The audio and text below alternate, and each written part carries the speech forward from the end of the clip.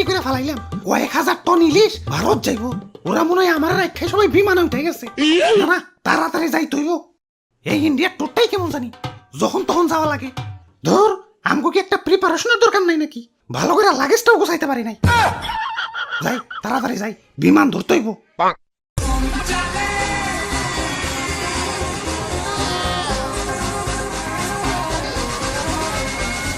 আরে ও দাদু, সোলো চালাও, আমার থুইয়া যাবার লাগছো গেলা। রে বাপুরে, ইয়া শুনমাই নাকি ইলিশ তো সব ভারত চলে যাইতাছে। হাই হাই কও কি, এখন ইলিশ যদি সব দাদা গো দেশে যাইগা, ইয়া তোমরা খাইবা কি? ইয়া লইটকা শুটকি। শুটকি মাছের গন্ধ আমি সহ্য করতে পারি না। দাদা তাড়াতাড়ি আহিন ভাই, ইলিশ বর্ডার ক্রস করার আগেই পদ্মার পার যায় আমাকে ইলিশ ভাজা খাইতে হইব।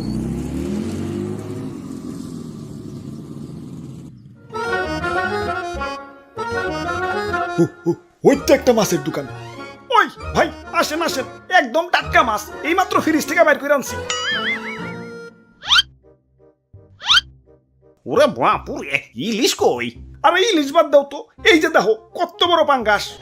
আরে ভাই পাঙ্গাস তো লাগবো না, ইলিশ লাগবো, ইলিশ। ইলিশের যে দাম, তার চেয়ে ভালো সেম বাজেটে একটা বড় দেখাটা পাঙ্গাস মাছ দিয়ে দেই, নিজেরা তো খাইবাই, লগে আত্মীয় স্বজন গো দাওয়াত দেখা হইতে পারবা। ওরে বাপুরে, আমাকে সেম বাজেটে ইলিশ মাছই লাগবো। ইয়া শুনছি ইলিশ নাকি ভারত চলে যাইব। ইয়া পরে যদি দাম আরো বাইরা যায়, তাই তো ভারত যাওয়ার আগে আমরা ইলিশ ভাজা খেতে এসেছি। ইয়া দেও, আমাকে ইলিশ মাছ দেও। আরে তাইলে তো তোমরা লেট করে ফেলাইছো। এই তো একটু আগে লাগেজ মাগেজ গুছিয়ে এয়ারপোর্টের দিকে রওনা দিল, ওখান থেকে সোজা দাদা গো দেশ।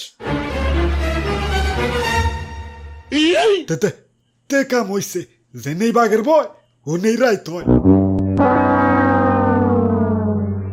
দাদু, ইলিশ এয়ারপোর্টের দিকে গেছে, এখনো ভারত যায় নাই, লাগাও ব্যাগ গিয়ার।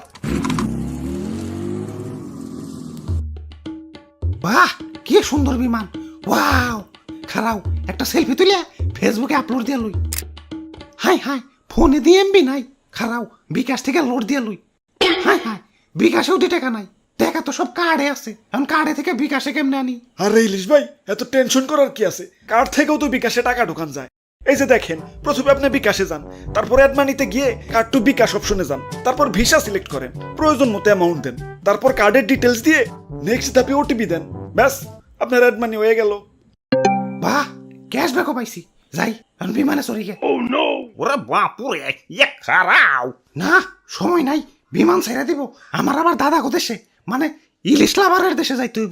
কেলা, ওই দেশে যাও লাগবো কেলা? আমগরে কি ইলিশ লাভার মনে হয় না? ধুর, তোমরা ইলিশ লাভার? সি, আমার একটু দাম বেশি দেখে অন্য দোকানে যে পাঙ্গাস কিনা খাও, তোমরা আবার ইলিশ লাভার? সি, ইয়ে মানে তোমার দাম যদি অস্বাভাবিক ভাবে বাইরে যায়, তাহলে তো পাঙ্গাস কিনাই ভালো। একটু বেশি দাম দিয়ে যদি কিনা খাওয়ার সাহস না পাও, তাহলে তোমরা কিসের ইলিশ লাভার? দাদারা আমার জন্য হাহাকার লাগাই দিছে। আমার সংকটে তো ওদের দেশে আমার দাম 5000 টাকা পর্যন্ত চলে গেছিল। তা ওরা কিনা খাইছে। ভালোবাসলে ওদের মতো ভালোবাসবা, তা না খালি কও দাম কমাও, দাম কমাও। হ্যাট, তখন দেশে থাইকা কি আমার দাম কমাম রে? যা ভাগ, ডিস্টার্ব করিস না। ওরে বাপুরে, ইয়া দেশে এমনি যে ইলিশের দাম, এখন ইলিশ যদি ভারত জায়গা, ইয়া দাম তো আরো বাইরে যাইব। ইয়া যেমনি হোক ওরে আটকাই তুইব। ওরে বাপুরে, এই জোয়ান বয়সে তুমি বউ বাচ্চা রেখে বিদেশ যাইয়া, ওদের কথা কি একবার ভাইবা দেখছো?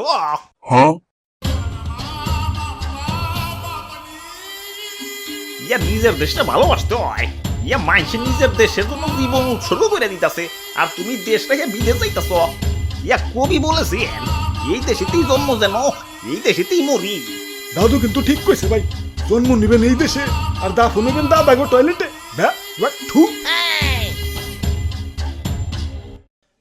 ধর, এত চিন্তা করার টাইম নাই, বিমান ছাইরে দিল। আমার বউ বাচ্চা দেখে রাখো। Bye bye Bangladesh.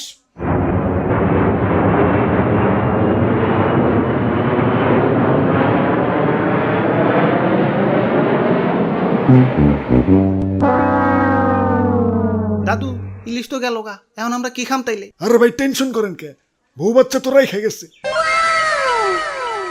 হ্যালো ভাই, ইলিশের বউ বাচ্চা মানে ওই যে ডিমালা ইলিশটা দেওছে। ইলিশের দাম কিন্তু বাইরে গেছে। তাহলে থাক, ওই যে পাঙ্গাসটা দাও।